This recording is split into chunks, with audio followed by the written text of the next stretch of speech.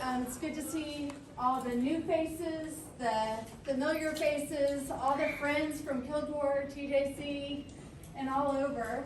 And we are absolutely delighted to have Lori Solley here and her solo exhibition.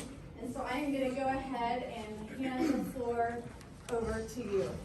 All right. So the first thing I was also going to do was to say thank you for everybody, or to everybody, for coming. It's really sort of like my heart's beating really hard because I'm just so excited that so many people wanted to be here. And so that's really nice. But I guess what I really want to start with is that being a mom, but also working and making things in my own home is really the driving force behind everything that's in here. The content, but also the mediums that I work in. The fact that I make collage and I also do drawing. And part of that is because of the way that I have to make the work. And so, I've taught Senior X, I'll mention this a little bit here, and I don't let them use a piece of paper. But I absolutely am going to be using a piece of paper because I want to make sure I hit all my points. But I guess I'll give a tiny bit of backstory because I don't really need to give you a ton of information. But I have wanted to be a mom. I can remember saying that I wanted to be a mom, and I did things a little bit differently. I finished school. I graduated in 2007 from grad school, and then stuff happens, life sort of happens, and I decided I wanted to have a kid. And so I basically planned and I prepared, and I was absolutely ready, I felt like, for having a kid.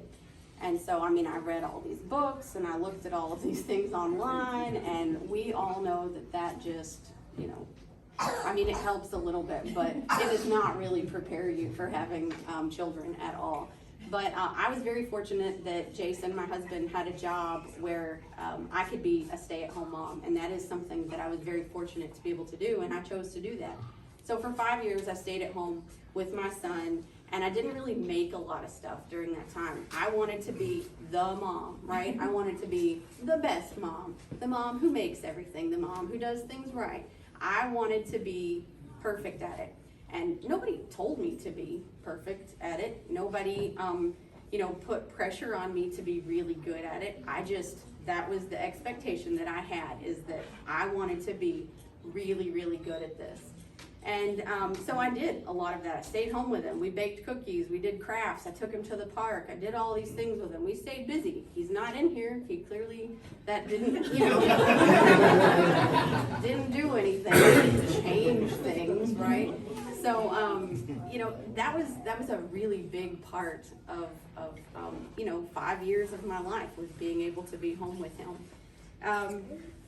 Now, I got him into kindergarten. I'm excited, right? I get to make stuff, I get to do stuff. I was like, I'm gonna go back to work. So I found a job. I started working as an adjunct, and it was great. It was sort of this thing. I was gonna start making things, and I was slowly sort of working in a sketchbook, and I had been creative. I'd made some quilts, but everything really felt more like a memento of something that I was making for my kid. He could take it with him, right? I made my niece and nephew a blanket, and I was doing all these things, and they were creative, but it wasn't really something that I was, making that I would have said, that's fine art, right? So I got him into kindergarten. He can feed himself. He can go to the bathroom. He doesn't need me as much.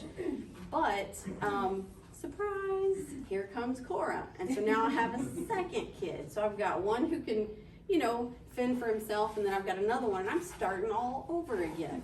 And I was not prepared. I had no idea she was coming. I had no idea what to do. And I was like, oh my gosh, I'm working now. How do I tell Mr. Kitchen that, I'm pregnant and I just got this job? And I was like, oh my gosh, this is too much.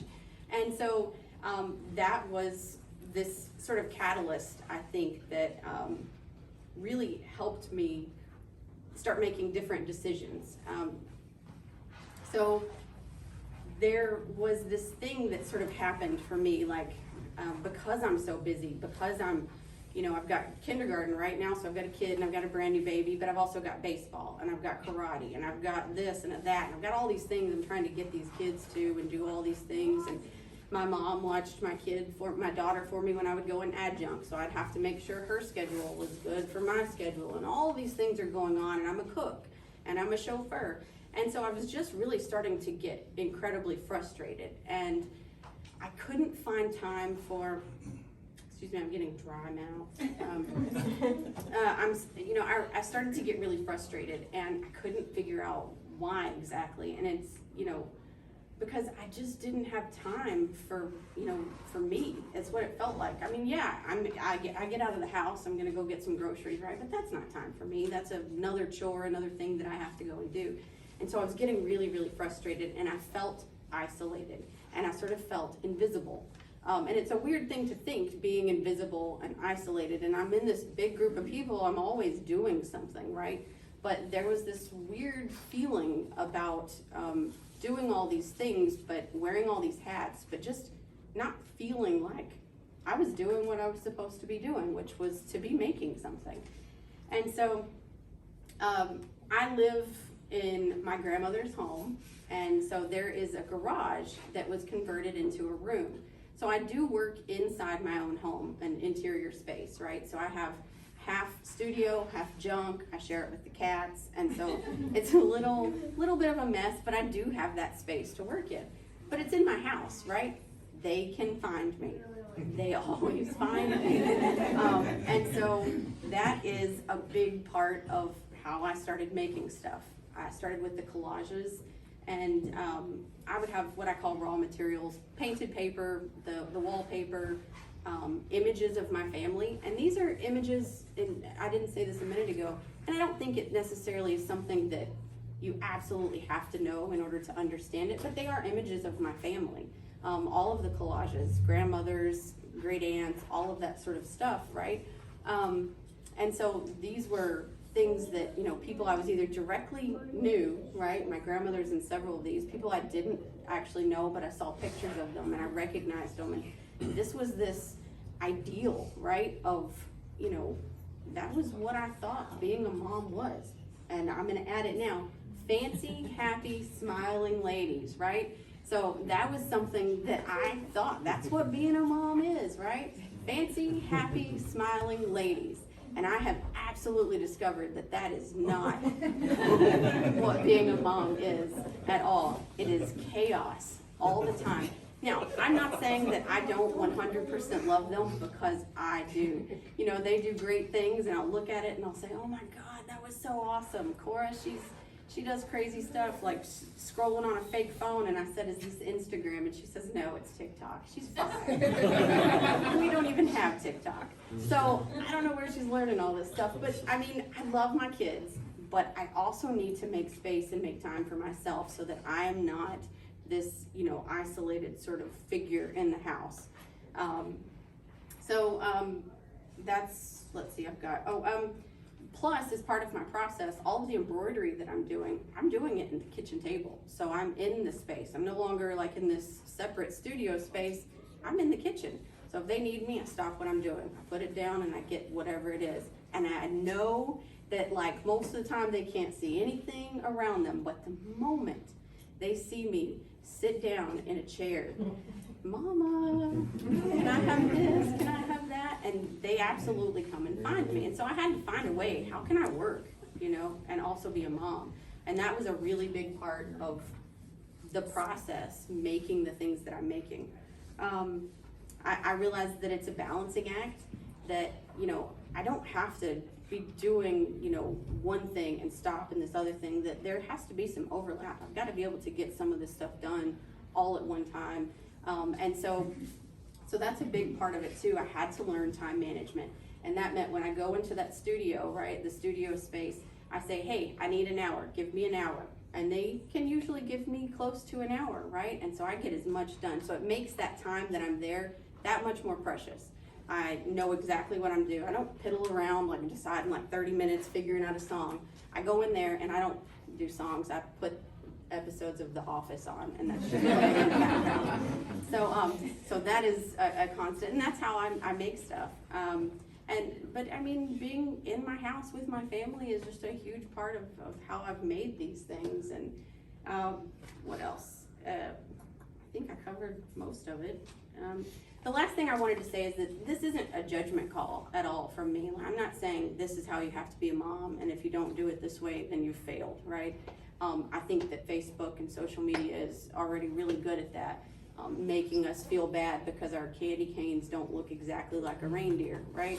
So the goal is that, you know, I made these collages. These were influences of people and memories and ideas, things that were from my, you know, my past, and that was an expectation that I guess I thought that's what motherhood would be like. And then I think that the drawings are really a reflection of how I truly feel as a mom. Some of the time, but that's all I have.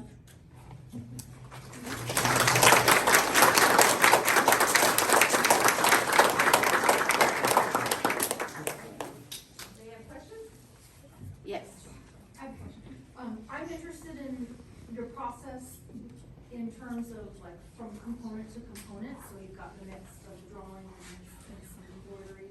Do you know ahead of time in your mind like how those are going to be segmented into the picture plane, or does it?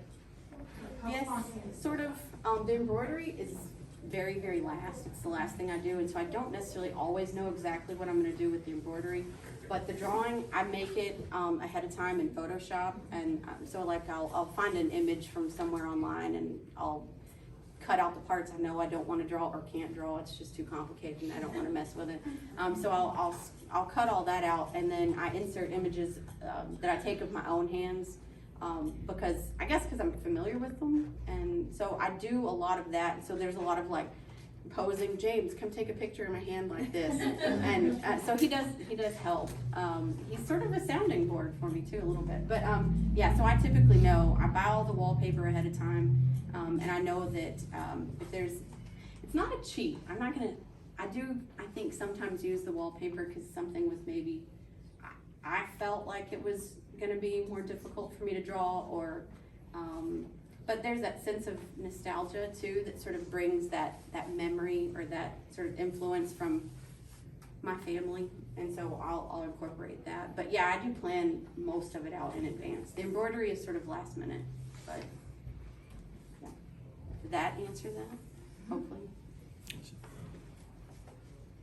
Any other questions? So when they turn teenagers, will we get to see their kids? Oh, yeah. This is middle school, right? This is how they make it middle school. Yep. I love the title of your exhibition. Oh, yeah. And obviously, you've spoken to that a little bit, but can you tell us how you came up with the title for the show? It was kind of a hard one. Like, titles for me are always hard, and I used to do it to where it was just like, well, whatever it was, I would just title that super easy. But I felt like with this one, not that I wanted to give like supplemental information with the work that sort of, I just wanted most of the work to be, you know, something that somebody had said to me or something that I had said specifically, you know, as either a woman or as a mom. And so that one, like, part of it comes from when I'm in the studio or if I'm drawing and it's just too much racket, especially if Jason's gone and he can't control them or nobody's there to control them.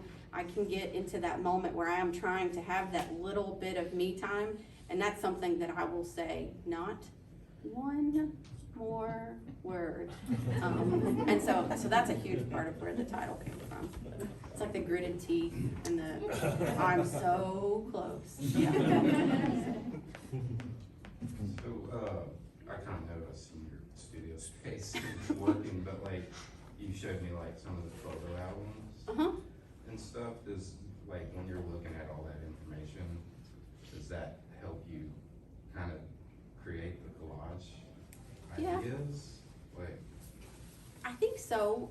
You know, I flip back and forth, and I have a lot of it digitized now, so taken them all out of the photo albums and scanned them, and so I do a lot of flipping through the computer now. But yeah, in the beginning, when I would look through them, I would have to look for something that was specific, and I wanted to make sure that the faces of the women were pretty clear in most of them, and I typically wanted to use only women, and I don't think there's some hidden in here somewhere, but I wanted the moms to be the focus. So, and I have a lot, and I only have a very small amount of pictures. There are tons and tons, so I have a lot of resources for collage work. So, yeah. I noticed that embroidery is kind of your main pop of color. I was wondering if you could talk a little bit about, especially like with these pieces over here with the red circles, if there's a purpose to the color or not. Okay. So I think that I do black and white primarily. I think of it as documentation in a way, and also I love charcoal, and the physicality of working with charcoal is really, really nice. The sound of it going on the paper is so pleasing. But as far as like the embroidery goes, color choice altogether, really, I actually looked up 1950s color palettes for the collages, and I wanted to stick with that color palette. So the embroidery colors started a little bit there, and so then I had to try to make everything a little bit cohesive. So like I started thinking about that very specific colors, nostalgia, like pink bathrooms, which we had in my grandmother's house, brown refrigerator when I was growing up, right? And they had what, green appliances? No, it's Harvest Gold. Harvest Gold. There we go. You know, all of that sort of stuff, that was a big part of the colors. And you know, I teach art appreciation too, and that sort of leaks over into everything I do. And so I talk about the formal elements and how does color affect content, right? So I mean, I use Inside Out. You know, how many of you have seen the movie Inside Out? Okay, right? So that's a movie where they use colors specifically to associate an emotional response with a particular color. And so, not that I'm trying to, you know, make red, you know, respond in an angry way. I think about red as not specifically from that movie. So when I think about reds and pinks, I do think about like the idea of love, family. But the rest of the colors I think are probably that specific time period. Yep. So you mentioned that you felt like you were invisible. Mm-hmm. And is that what some of the inspiration is about why you can't see the faces on a lot of the work? Yeah, and hair, I hate drawing it, so, I had to figure something out there. So, but that is a huge part of it, yeah. This idea of being there, but not really being there. Yeah. Is that why it's always like the hands? It's like your mom's always Doing stuff something. together. Yeah, making too, Like yeah. I'm standing like that right now. Oh, you are. Anybody else? Dinah was asking earlier that I feel dumb because I've seen you do this a million times, but how do you get the photos onto the boards? Which one? On Panels? The panels, yeah. That's an acrylic transfer, which they are kind of done correctly.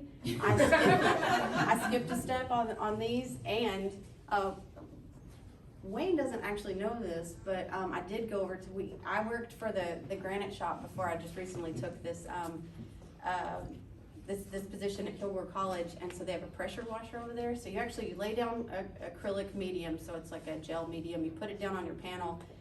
You also coat your image in acrylic, right? And then you take that and you put them together. So you put toner from a printer. So it's sort of like a sandwich, right? So you have your panel, and then you coat it with acrylic medium. Then you have your piece of paper. The image is on this side. It's coated with acrylic. It's coated with acrylic. You smash them together, right? And then you leave it for as long as you can. And I really should have put probably more layers. I think I have 3, but I was sort of time crunch type thing. But I probably should have had like 5 or 6. But then you have all that paper that's sitting on the back of it, right? And so you got to get it off. So I could use a scrub brush and sit there with some water and a scrub brush trying to get all this paper off the back of it. So I just popped over to the shop and grabbed the pressure washer. Pressure washed it. However, it lifted in a lot of areas, but I just sort of worked with that, so. But that's all. Anything else? Okay. Thank you guys so much for listening to me.